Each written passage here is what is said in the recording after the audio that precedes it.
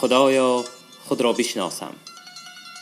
کتاب خاطرات از ادبیات شناس و نویسنده شهیر تاجیک زنده یاد رسول هادی زاده. تهیه و صدا رامین هادی زاده.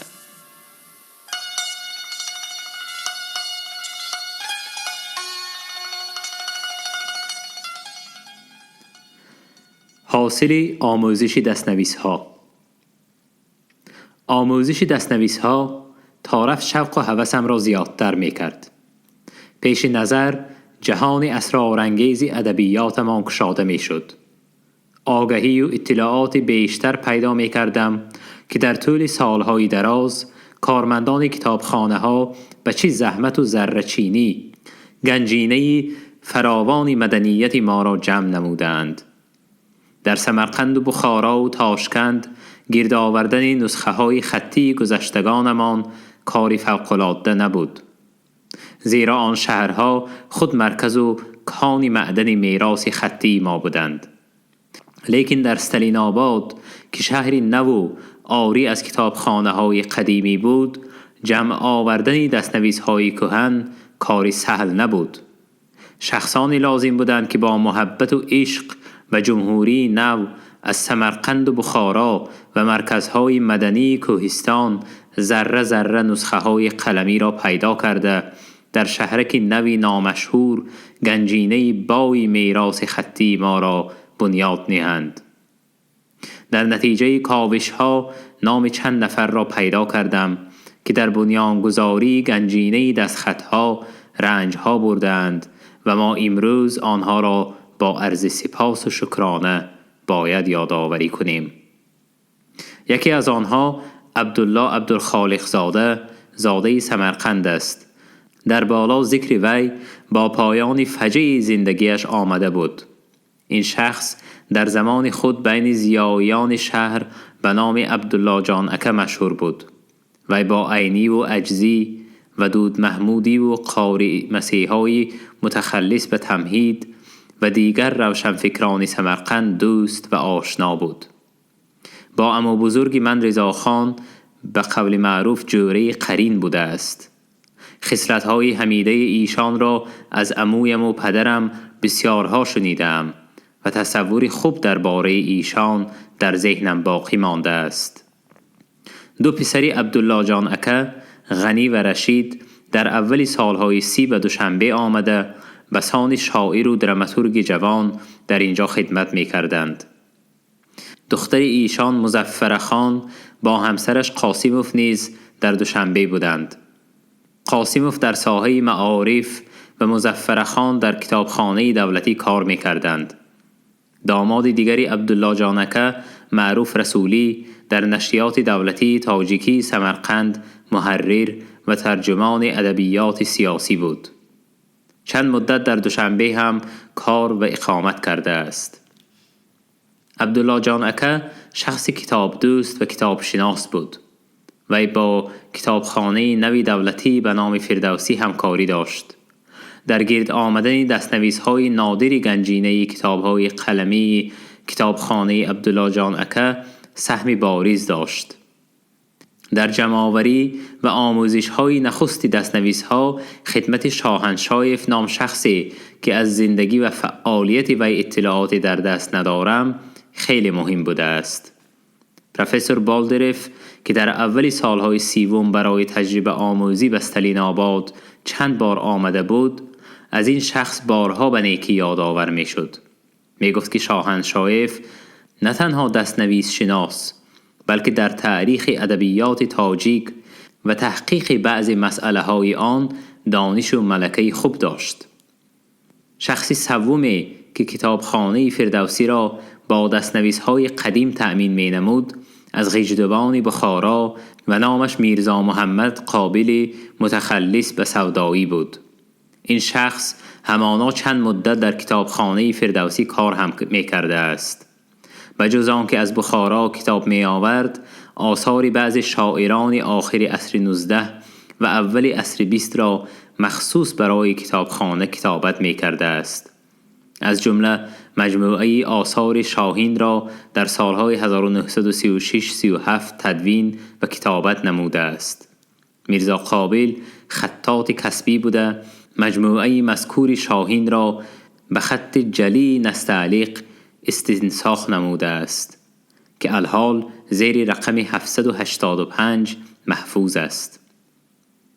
از تاشکند خادم علمی گنجینه دستنویس ها که حالا در انستیتوت شرقشناسی اکادمی علوم ازبکستان نگهداری می شود، عبادالله عادلوف بخاری چند دستنویس نادری گنجینه مذکور را کتابت نموده به استالین آباد فرستاده است. این از چند از کتاب دوستانی که گنجینه دستنویس های ما را تکمیل دادند و به من میسر شد که نام آنها را معین کنم. شبهه نیست که در گردآوری گنجینه بای بسیار آدمان شرکت نمودند و شاید ذکری از آنها در ارخیف های کتابخانه ها ثبت شده است. در حفاظت و تنظیم نگهداری دستنویس ها خدمت خادم علمی انستیتوت زبان و ادبیات سعدالله تاج‌الدینوف 1895-1957 نیز کلان است. تاج‌الدینوف از معلمان اولین مکتب‌های تاجیکی بخارا بود. در آغاز سالهای 30 به استالین آباد هجرت نموده با معلمی مشغول بوده است. مثل هر ضیایی آن دور تاج‌الدینوف به خط عربی فارسی بلد و از میراث ادبی ما خبردار بود. و سال 1945 به انستیتوت زبان و ادبیات آمده تا آخر عمر کتابداری گنجینه ما بود. فهرست دستنویس های زبان فارسی که ما چند نفر در طول سالیانی دراز به زبان روسی تدوین نمودیم، دیرتر به سعی و کوشش میرزایف با همکاری پروفسور بالدرف و بعدتر میخائیل زند در 5 جلد به چاپ رسید. نتیجه مهمترینی که بنده از تحقیق دستنویس ها به دست آوردم به شرح زیرین است. سالهای دراز میان محققان ادبیات تاجیک سرزمین ماوراءالنهر عصرهای 16-19 عقیده رایج بود که قرنهای 18 و اوایل 19 در ادبیات تاجیک دوره رکود است و بدین علت آثار ادبی به نظر نمایان به میدان نیامده است. در طول 3 سال از ذخیره دستنویس ها زیاده از 25 نسخه قلمی پیدا کردم که عبارت از دیوان، بیاض و مجموعه های شعرای 2 قرن اخیر بود که اکثر آنها در قلمرو کوهستان امارت بخارا عمر به سر بردند. در آن سالها به آموزش عمیق این دستنویس ها فرصت نداشتم و دیرتر تحقیق آن را به شاگردان و خادمان شعبه تاریخ ادبیات فارس و تاجیک واگذار نمودم. تحقیقات دامنه‌دار دانشمندان جوان نشان داد که در قرن 18 و اول عصر 19 در منطقه های کوهستان امارت بخارا دایره های ادبی ختلان، حصار و بدخشان وجود داشته است. در این کار خاصه خدمت‌های 2 نفر از شاگردان بنده پربار و پرارزش بود. یکی عثمان کریموف که در تحقیق احوال و آثار میرزا صادق منشی و تاریخ ادبیات قرن 18 و اول عصر 19 2 کتاب خوب و سودمند تألیف نمود. دیگری امیربک حبیبوف نامرد پامیری بود که به آموزش ادبیات در سن نزدیک به 50 شروع کرده بود. امیربک حبیبوف درباره دایره‌های ادبی کوهستان تاجیک از جمله شاعران حصار و بدخشان چند رساله علمی و مجموعه متنها را به چاپ رساند. همه این تحقیقات و ادبیات شناسی تاجیک اقدام تازه و مهمی بود که دوره آموخته نشده تاریخ ادبی ما را برای علم کشف نمود. از این جهت از آنکه چند سال عمر خود را به آموزش دستنویس ها صرف کردم در نهایت قناعتمندی بودم. زندگی به مرام خود می رفت. در انستیتوت محیط علمی و دوستانه مستقر بود. چند گاه آرامی و یک نواختی نبض حیات اینستیتوت در اثر ناسازی که بین میرزایف و کمال عینی رخ داد، اشتباهات و ناآرامی میان اهل مؤسسه ما وارد کرد. اما این زود گذشت و ما توانستیم باز برای آسایش و همدستی بازگردیم. جوانانی که جمع شده بودند مثل محمد وفا بقایف، ظاهر احراری، اعلی خان افسحزاد، نجم الدین سیفی، ابوبکر ظهورالدین، صدری سعدی، زلفیه حسن و صحاب الدین صدیقی، لاله سلیمانی، عثمان کریموف و دیگران هم در علم و هم در حلم حسن پژوهشگاه ما بودند. راهبری اکثر آنها به عهده میرزایف و این جانب واگذار بود. در راهبری خود ما خطا نکردیم. هر یک آنها بعد از چند سال انگشت نمایان ادبیات شناسی ما شدند. در اینستیتوت 3 تن از پیران خرد کار می کردند که آنها مورد محبت و احترام همه ما بودند. سعدالله تاج‌الدینوف که ذکر او در بالا آمده بود. پیرمرد دیگر همان الکسی پاولویچ کالپاکوف بود که وصف او نیز در صحیفه های این کتاب ثبت گردیده است. پیر بخرد دیگری ما بهرام سیروس برای ما جوانان به مقام شیخ الرئیسی محسوب می شد. وی اصلا از ترک‌های آذربایجانی شمال ایران بود. از جوانی به حرکت انقلابی ایران فعالانه شرکت نموده، در سالهای 20 از سروران کمونیستان این سرزمین بوده است. سال 1920 در ردیف کمونیستان جهان در کنگره اینترناسیونال سوم شرکت داشت و به شنیدن نطق لنین مشرف شده بود که از این واقعه همیشه با افتخار و حساسیت نقل می نمود. پس از مغلوبیت کمونیستان در ایران با گروهی کلان انقلابیون به خاک شوروی هجرت نمود. سیروس با چند نفر مهاجران ایرانی مثل لاهوتی و دیلمی به تاجیکستان آمده تا آخر عمر در حیات مدنی و اجتماعی این جمهوری همزبانش فعالانه اشتراک نمود. سیروس کمونیست صادق و ثابت قدم بود. به ایدئال و ایدئولوژی کمونیستی اعتقاد قوی و صداقت صمیمی داشت. در سالهای 20 و 30 قرن 20 در خدمت معارف و مطبوعات تاجیک بود. در ستایش حزب و وصف ساخت سوسیالیستی تاجیکستان شعرهای آتشین می نوشت. شخص پر احساس، ناطق، در صحبت الفت خوب و در کارهای خود و جامعه ایمان مستحکم، عزم قوی و ارادت مبارزانه داشت.